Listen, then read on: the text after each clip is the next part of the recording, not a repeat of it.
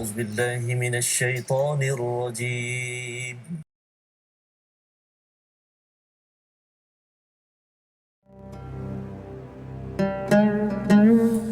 رمضان كان وفرحنا بو بعدين غياب وبقال الزمان غنوا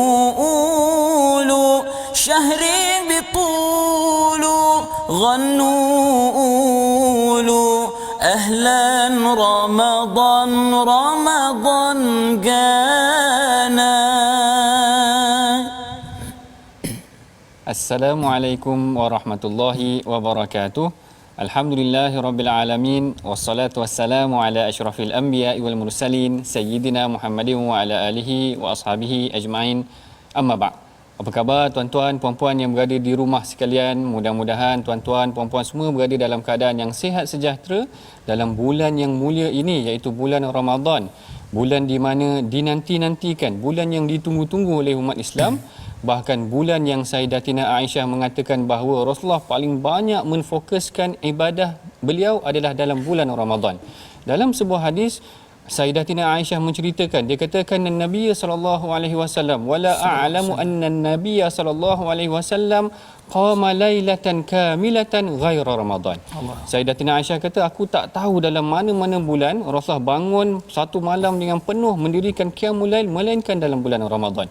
Perhatikan tuan-tuan puan-puan yang berada di rumah bagaimana Rasulullah sallallahu alaihi wasallam menghidupkan Ramadan dengan ibadah. Macam tu jugalah dengan kita, bila dah masuk bulan Ramadan ni, mari sama-sama kita hidupkan rumah kita dengan ibadah dan dengan pengajian. Baik, seperti biasa bersama dengan kita pada hari ini dalam program My Hadis Time, tetamu yang tidak asing lagi, Ustaz Husaini. Sihat ya? Alhamdulillah. Doktor sihat ya? Alhamdulillah. Macam mana perjalanan, okey ke? Alhamdulillah. Ustaz Husaini puasa ini? Puasa alhamdulillah. Saja soalan tu agak sensitif sikit. Okey. Okey, baik tuan-tuan yang dirahmati Allah sekalian, seperti mana yang telah kita lalui sebelum ni.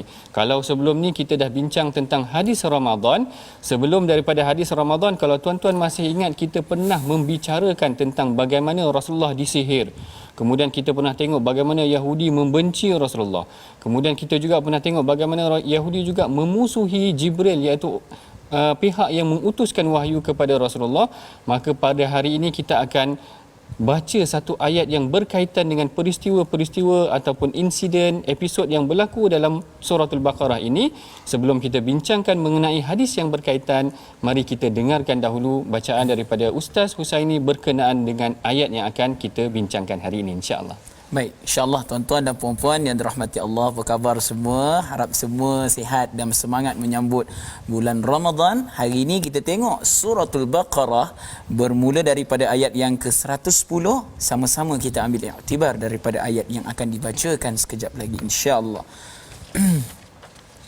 A'udzubillahi minasyaitonirrajim. وَأَقِيمُوا الصَّلَاةَ وَآتُوا الزَّكَاةَ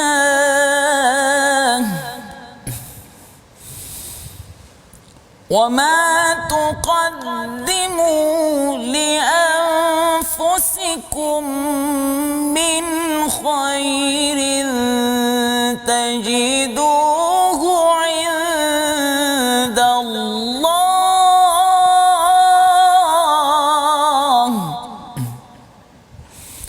Innallaha bima ta'malun basir. Sadaqallahul azim. Sadaqallahul azim. Demikianlah bacaan yang disampaikan oleh Ustaz Husaini tadi, yang menyebutkan, yang menceritakan tentang perintah salat. Pada hakikatnya, kalau kita recap balik, kalau kita ingat balik sebelum ni, Allah Ta'ala pada ayat muka surat halaman yang sebelumnya menceritakan tentang isu sihir, dan sebelum daripada itu menceritakan tentang penentangan Yahudi dan sebagainya. Bila mana penentangan-penentangan ini berlaku, tiba-tiba Allah Ta'ala datangkan ayat salat. seakan-akan untuk memberikan kita gambaran bahawa sekiranya seorang manusia itu menghadapi masalah, maka dia kena kembali kepada Allah dengan solat. Ini yang sangat penting tuan-tuan. Kalau kita ada masalah, kita kena kembali balik kepada Allah Ta'ala. Tengok Rasulullah dah kena sihir dan sebagainya, kita dah bincang sebelum ni, dan perbincangan dia kembali selepas daripada itu menceritakan tentang solat. Baik, hari ini kita akan ambil juga satu hadis berkenaan tentang solat, bagaimana Rasulullah menekankan tentang solat. Hadis ini diriwayatkan daripada Sayyidina Abu Hurairah. Mari kita sama-sama bacakan hadis ni tuan-tuan. An Abi Hurairah radhiyallahu taala anhu anna Rasulullah sallallahu alaihi wasallam qala والذي نفسي بيده لقد هممت أن آمر بحطب فليحطب ثم آمر بالصلاة فيؤذن لها ثم آمر رجلا فيؤم الناس ثم أخالف إلى رجال فأحرق عليهم بيوتهم. Maksudnya daripada Abu Hurairah radhiyallahu taala anhu bahwasanya Rasulullah sallallahu alaihi wasallam bersabda, demi zat yang jiwaku berada di tangannya, sungguh aku ingin mengarahkan seseorang mengumpulkan kayu bakar lalu dinyalakan kayu api, mengarahkan seseorang melaungkan azan dan mengarahkan seseorang untuk mengimamkan solat, kemudian aku pergi ke rumah lelaki-lelaki yang tidak hadir solat berjemaah, lalu aku akan bakar rumah-rumah mereka. Hadis ni diriwayatkan oleh Al-Imam Bukhari. Perhatikan hadis ini tuan-tuan. Menarik bagaimana Rasulullah menekankan tentang kepentingan salat. Kepentingan salat pada hakikatnya tuan-tuan bukan sekadar pada keadaan kita menghadapi masalah sahaja. Bahkan tengok dalam keadaan yang sedemikian, dalam keadaan yang bersahaja pun Rasulullah bertegas. Rasulullah kata, laqad hamamtu, aku bercita-cita ataupun aku memang mempunyai keazaman yang tinggi, kalau boleh aku nak kumpulkan kayu api dan dibakar rumah orang yang lelaki-lelaki yang tidak pergi ke solat secara berjemaah ni tuan-tuan. Perhatikan hadis ini menggambarkan tentang betapa Rasulullah menegaskan tentang solat berjemaah. Kita mesti pergi kalau boleh menunaikan solat secara berjemaah. Baik, perbincangan mengenai hadis ni kita akan sambung lagi selepas daripada ini. Kita rehat dulu seketika, bertemu lagi dalam rancangan My Hadis Time Rasulullah Suri Teladan.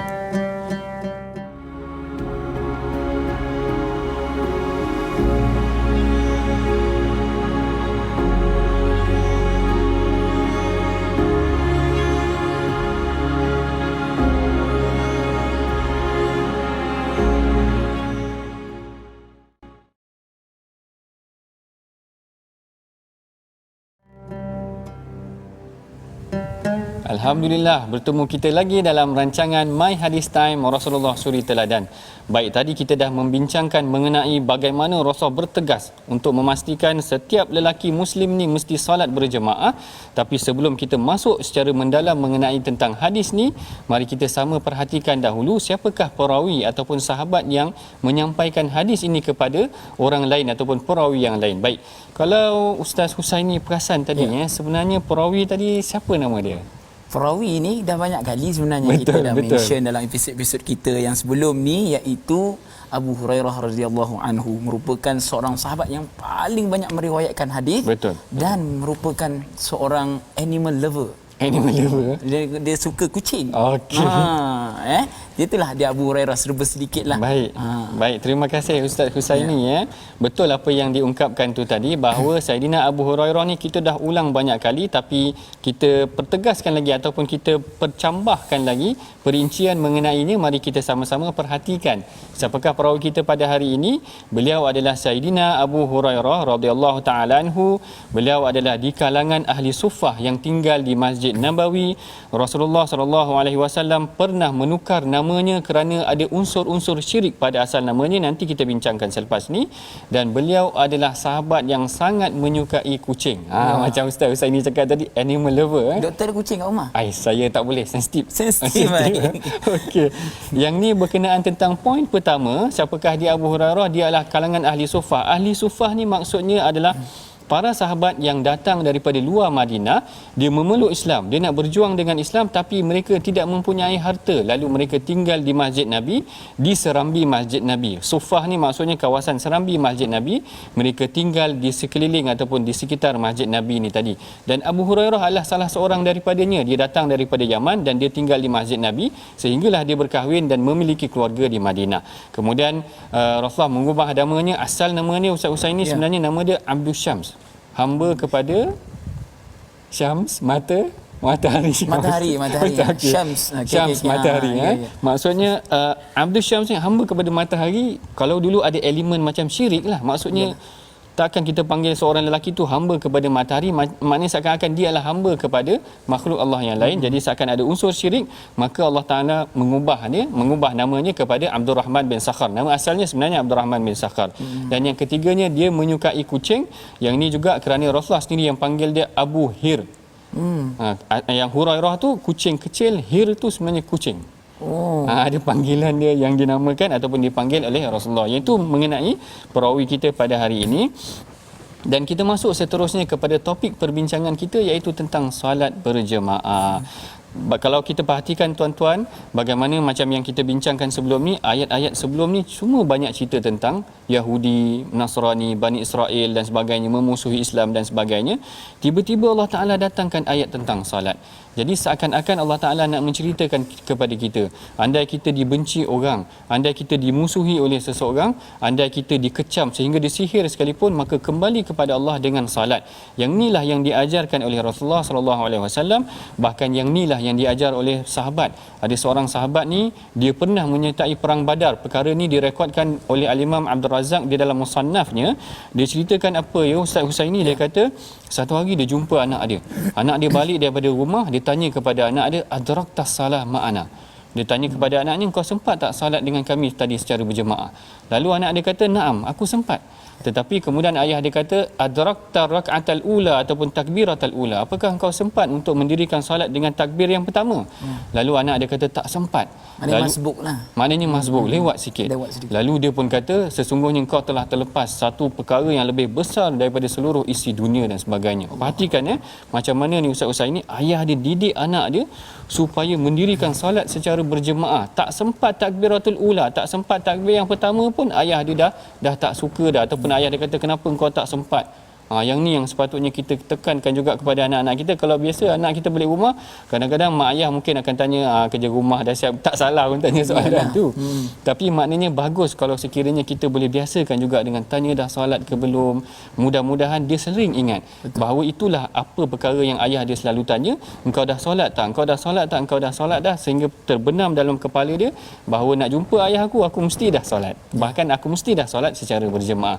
Bahkan di zaman Nabi SAW, ya Ustaz Husaini, Rasulullah SAW dalam sebuah hadis pernah diceritakan bahawa habis saja satu solat subuh, Rasulullah toleh belakang. Rasulullah kata, asyahidal fulan, yang seorang tu dah syahid ke? Terkejut sahabat kata, belum syahid lagi. Lepas tu Rasulullah kata, asyahidal fulan, dah syahid ke yang seorang tu? Sahabat kata, belum syahid lagi. Lalu Rasulullah kata, kalau belum syahid lagi, kenapa tak datang solat berjemaah?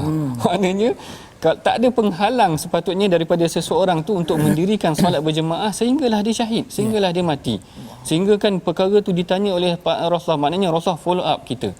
Kalau kita kena tanya hari tu memang segan kita Ustaz. Dia kalau dengan ayah saya sendiri pun saya dah apa dah. Ini kan pula dengan Nabi SAW. Allahu Akbar. Ini kan pula dengan Nabi. Nabi follow up kita tuan-tuan. Nabi tanya dah solat berjemaah ke tidak. Jadi kita akan lanjutkan lagi perbincangan kita selepas daripada ini. Jangan ke mana-mana, temui kita dalam rancangan My Hadis Time Rasulullah Suri Teladan.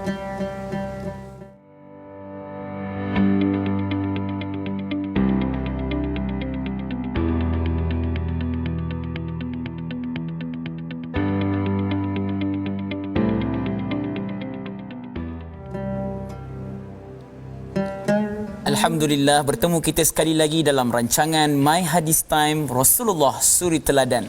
Sebentar tadi kita telah pun membincangkan tentang bagaimana Rasulullah sallallahu alaihi wasallam mengutamakan solat berjemaah, ya, bila mana masuknya waktu solat berjemaah sama-sama kita solat, ya. Dan ketika mana dalam Al-Quran pun Allah menyebutkan tentang penyelewengan tentang Yahudi, sihir yang dilakukan oleh orang Yahudi terhadap Nabi sallallahu alaihi wasallam, kemudian Allah selitkan pula dengan solat.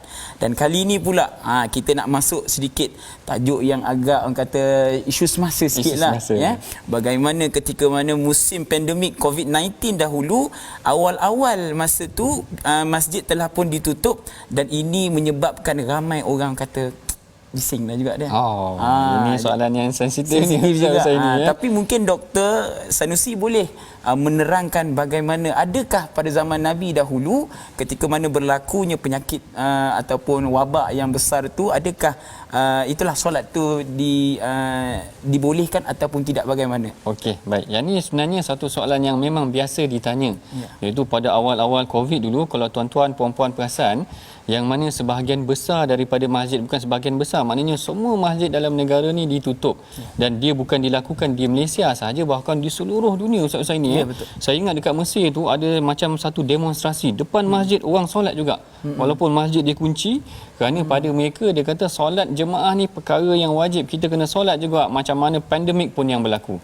Tapi bila kita perhatikan dalam hadis, kalau kita ikutkan, kalau nak tengok betul tak berlaku ataupun ada tak berlaku pandemik pada zaman Rasulullah, kita perhatikan tidaklah ada secara langsung disebutkan mengenai pandemik, tetapi ada kelonggaran yang diberikan dalam Islam. Boleh kita solat berjemaah di rumah, sekalipun pada arahan asal tadi memang kita diminta untuk solat berjemaah di masjid. Tapi dalam situasi yang tertentu, sebagai contoh saya bagi satu situasi yang mana Sayyidina Abdullah bin Abbas dalam sebuah hadis yang diriwayatkan tentang yaumun matir, hari yang hujan sangat lebat, lalu Abdullah bin Abbas bagi tahu kepada muazzin, orang yang tukang azan tu, dia kata bila sampai waktu hayya 'alas salah, jangan sebut hayya 'alas salah, dia kata sebutlah sallu fi buyutikum, solatlah kamu di rumah kamu, solatlah kamu di rumah kamu. Begitu juga dalam hadis riwayat yang lain yang diriwayatkan oleh Sayyidina Abdullah bin Umar juga menyatakan sedemikian, cuma lafaznya sedikit berbeza. Dalam malam yang sangat sejuk, lailatan baridah, dia kata sallu fi rihalikum, solatlah kamu di tempat di mana kamu berada. Jadi para ulama sebenarnya dia mengambil pendekatan yang sedemikian, iaitu dia kata dalam beberapa situasi hujan, situasi yang maknanya situasi yang mendatang yang tidak dijangka, maka boleh dibenarkan untuk kita solat berjemaah di rumah. Maknanya nak kata tak boleh tu ada alasan ataupun ada kelonggaran yang diberikan dalam Islam membolehkan kita solat. Maknanya situasi yang boleh mengancam nyawa mungkin. Ya, betul. Situasi yang boleh mengancam nyawa dan kemudian situasi-situasi yang menyusahkan, mengganggu orang ramai untuk pergi solat berjemaah di masjid. Jadi kat sini kita perhatikan bagaimana Islam ni juga sebagai satu agama yang fleksibel. Maknanya ada keanjalan. Maknanya orang boleh solat juga, yang penting solat berjemaah di rumah juga. Jangan sampai kalau tak boleh tutup masjid langsung solat sendiri. Tapi sekarang ni pun dah boleh buka masjid, jangan tak datang pula. Yang dulu kita macam-macam cakap orang tak buka masjid, sekarang dah buka masjid, mana kita kena pergi masjid. Ataupun yang masih tak boleh pergi masjid, solat berjemaah di rumah, ajak anak-anak solat berjemaah di rumah. Kalau dalam bulan Ramadan ni kita solat tarawih, ayah dia kena jadi imam lah. Ayah dia kena jadi imam.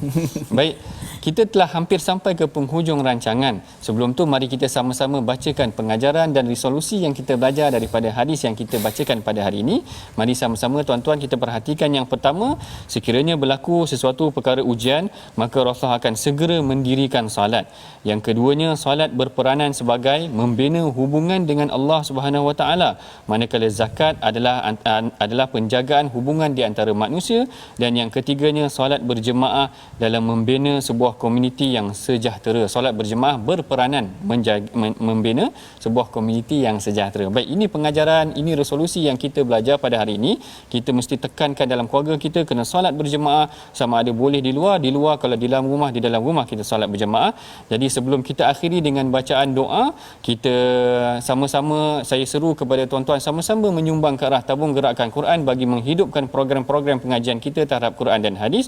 Dan saya mempersilakan kepada Ustaz Husaini untuk memimpin bacaan doa. Terima kasih Doktor. Insya-Allah tuan-tuan dan puan-puan yang dirahmati Allah Subhanahu Wa Taala, ya, berbaki lebih sikit lagi untuk kita berbuka puasa. Ayo kita mengangkat tangan bermunajat kepada Allah Subhanahu Wa Taala, mendoakan kepada diri kita dan ahli keluarga kita. Mudah-mudahan Allah Subhanahu Wa Taala menerima segala amal ibadat kita, lebih-lebih lagi dalam bulan Ramadan insya-Allah. Insya-Allah.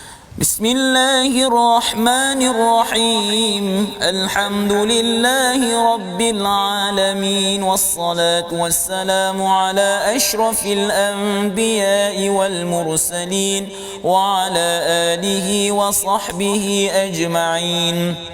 Ya Allah, ya Tuhan kami menadah tangan memohon kepadamu ya Allah.